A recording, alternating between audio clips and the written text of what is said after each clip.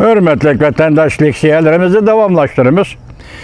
Bugünkü ıslaq 2020 yıl 9. ayının 24. günü, haftaga payshanba. Başta vaziyet doğrusu to'xtalganды ko'rsatgandik, bugun sizlarga hozir Avstraliya strategik siyosat tadqiqot organining Uyg'urlar to'g'risida va yig'ib olish lagerlari to'g'risida to'xtalgan tadqiqotining natijasini sizlarga yetkazamiz vatandaşlar. Şinjan'da mavzumunda Şinjan'da Uyg'urlar yanala nazarband qilinmoqda.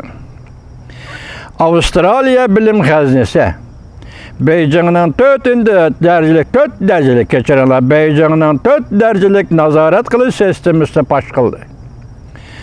Mavzuli xabar 9 ayning 23 kuni Germaniya ovoz radiosida e'lon qilindi. Xabar bunday boshlandi. Avstraliya strategik tadqiqot organi 9 ayning 24 kuni bu xabar. Şinjan statistika plani to'rbiti material iskelatining tadqiqot natijasini e'lon qildi.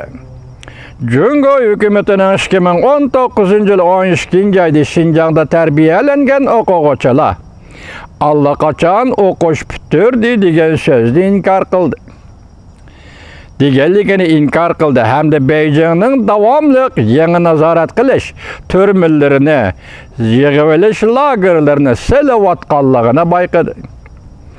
Bu tadqiqotga yetakchilik qilayotgan Nathan Rosser Germaniya ovoz radiosining muxbirining ziyoratini qabul qilganda bunday ko'rsatdi. Gerçi Jungo hukumati qayta tarbiyalangan o'quvchilar o'qish bitirdi degan bo'lsa-mu, lekin bu material iskelatning statistikasi oshkorladiki, Şinjan hukumati Uyg'uriston qo'rchoq hukumati, yana mustamlik hukumati 2019 yildan 2020 yilgacha yanala davomli mablag' solib, yangi nazarband qilish turmalarini qurib chiqdi. 2019 yılı 12 aydan başlap Şinjan'da, mustamlik Uyg'uristonda kam deganda 61 o'rinda yangi ish boshlab, yangi nazarband qilish aslahalarini qurib chiqdi. Hozir yana 4 o'rinda nazarband qilish turmasi qurilyotdi. Rossiya 2017 yildan boshlab sun'iy hamra suratları orqali Google, yer shari va boshqa materiallar ko'rsatgan va to'nigan 380 o'rinda Şinjanda mustamlik Uyg'uristonda nazarband qilish turma aslahalari qurilganligini, bu qurilishlarning qayta tarbiyalash lageri, nazarband qilish markazlarini o'z ichiga oladiganligini oshkorladi. 380'den eşip ketken turma aslahalari ichida 50% bexatar darajalik, yuqori darajalik aslahalar. Mutaxassislar bunday hisobladi. Bu balki Şinjan hukumatining mustamlik ko'chmanlar hukumatining bexatarligi tuvan darajalik qayta tarbiyalash lagerlarini ishlatishni tadrijiy to'xtatganligiga vakillik qiladi. Nazarband qilingan kishilar bu yerdan bexatarligi yuqori darajalik turmalarga yetkazilganligiga vakillik qiladi.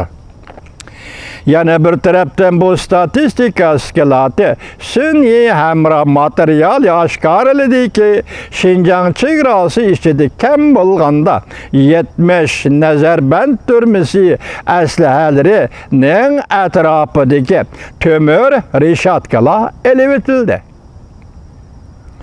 va boshqa aslahalar elib etildi.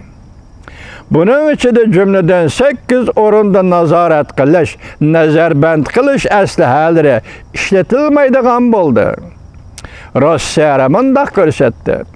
Barliq temir rashatkilari elib etilgan nazarband turma aslahalarining ichida 90% bexatarlik darajasi tuvan qayta tarbiyalash lagerlaridir.